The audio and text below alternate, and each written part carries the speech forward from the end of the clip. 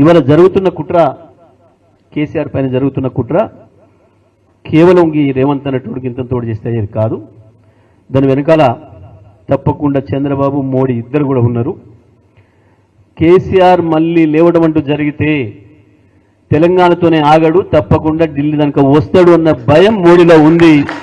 దాని కొరకే ఇవాళ ఇన్ని ప్రయత్నాలు చేసి ఎక్కడో ఒక దాంట్లో ఇరికియాలి, కేసీఆర్ని మానసికంగా దెబ్బ కొట్టాలన్న ఒక చిల్లర ప్రయత్నం చేస్తున్నారు. కానీ కేసీఆర్ వీళ్ళందరూ చూసి చూసి చూసి వచ్చినవాడే. వీళ్ళందరినీ తిప్పికొట్టగలిగిన శక్తి సామర్థ్యాలు కేసీఆర్కు ఉన్నాయి. తప్పకుండా ఈ రాష్ట్రానికి ఏం చేసిండో 10 ఏళ్ళు దేశానికి కూడా అందించడానికి కావాల్సిన సేవలు అందించే శక్తి కేసీఆర్కు ఉంది. తప్పకుండా మళ్ళీ మళ్ళీ కేసీఆర్ తిరిగి వస్తారు.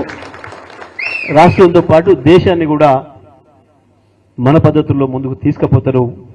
దాంట్లో మనం అందరం కూడా భాగస్వామ్యం కావాలని, మీరు కూడా భాగస్వామ్యం కావడానికి వచ్చినందుకు మీ అందరికీ పేరు పేరున ధన్యవాదాలు తెలియజేస్తూ సెలవు.